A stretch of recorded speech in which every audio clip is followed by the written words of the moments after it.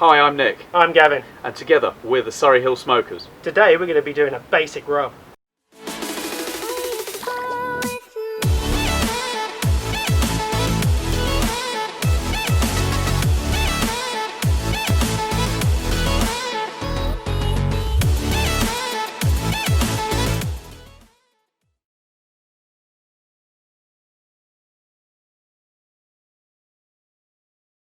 So before we do anything, we need to get ourselves a nice big mixing bowl, a set of measuring cups and a set of measuring spoons.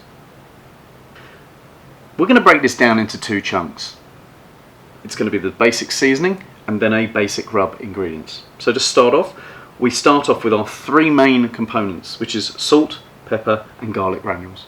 This will give us what is commonly referred to as SPG, or salt, pepper and garlic. It gives us a good basis to start any rub or just standard seasoning, and it works with everything, be it fish, be it pork, be it lamb, beef, chicken. It works. It's a great seasoning, and you can use it in the kitchen as well, not just for the smoker or the barbecue.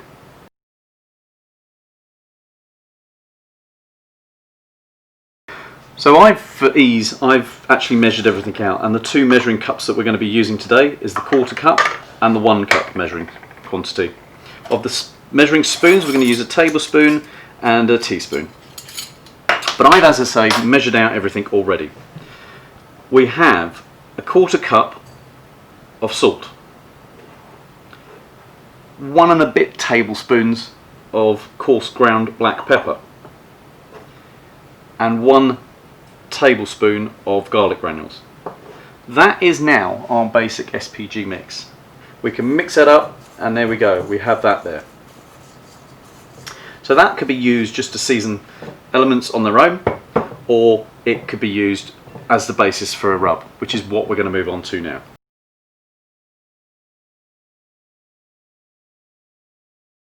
So now that we've got our basic seasoning underway, we need to now think about making this into a rub. Now the main basis for rubs is brown sugar.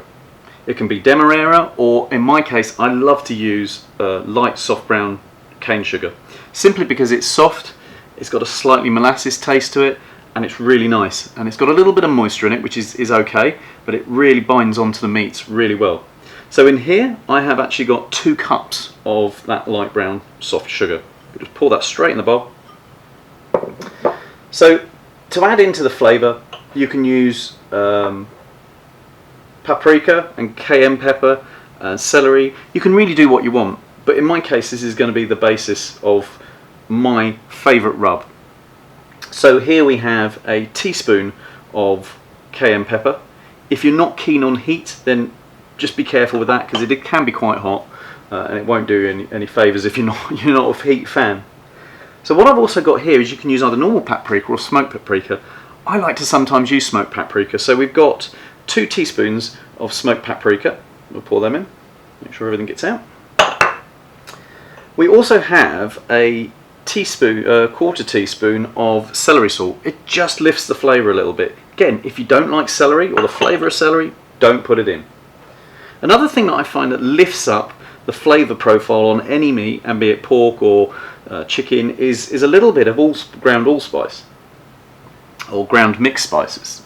It just adds a little bit different to the flavour, and the smell of it is amazing. So we throw that in there. And then I like a little bit of onion granules. These are chopped onion, dried granules that we're going to put in. So we'll put that all in the bowl and we'll give it a mix. So I'm making a fair amount here of rub,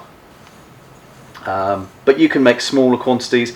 Just have a play around with it, but the basis is always going to be that SPG and mainly brown sugar. So as you can see, that's nicely mixed now, and that's your basic rub.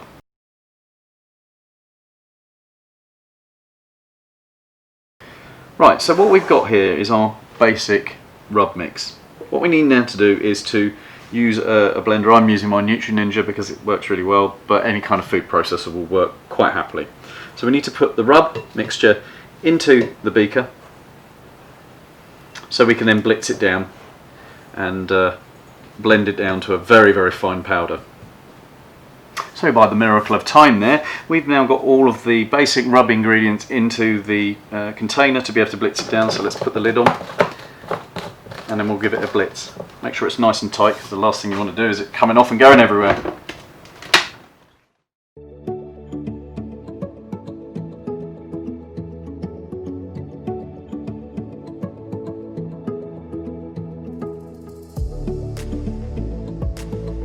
So what we do find with this is, because it's quite a solid mixture, is you don't take it off and give it a shake, but by the nature of the device, it will blend it down into a fine powder. So we'll just give it a second blitz.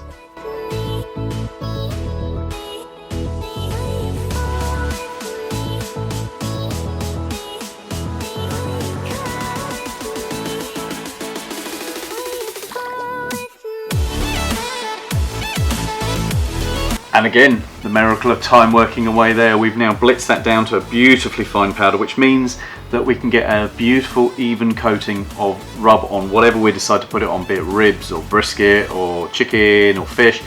This will work with pretty much everything. So it's beautifully mixed and it's a lovely fine powder. The next thing we need to do is just merely find an old container, and I'm going to use one of my Costco sea salt containers, because it's ideal, because on the lid it either has the large pouring spout or the sprinkle spout, which means you can sprinkle it on and you've now got a medium to be able to apply that rub.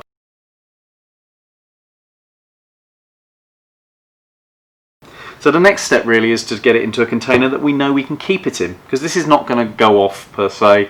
You're not going to use all of it necessarily.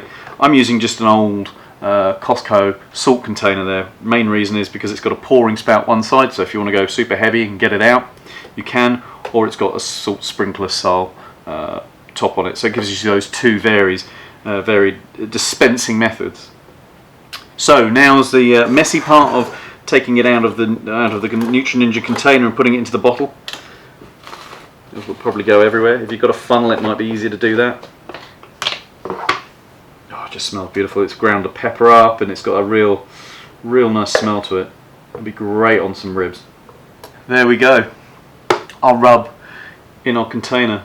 This will keep it well sealed up. If it clumps up, give it a shake. Another tip that's really good to stop it clumping, just get a Jacob's cracker, or just a normal cracker, break it into 2 or 3 bits, put it in the rub. It isn't going to impart any flavour because they don't have any flavour themselves, but what it's going to do is it will absorb any moisture that does happen to get into the container, and it will suck it up and stop it clumping. But again, as I say, if it does decide to clump up a little bit, just give it a vigorous shake backwards and forwards like that, and away you go.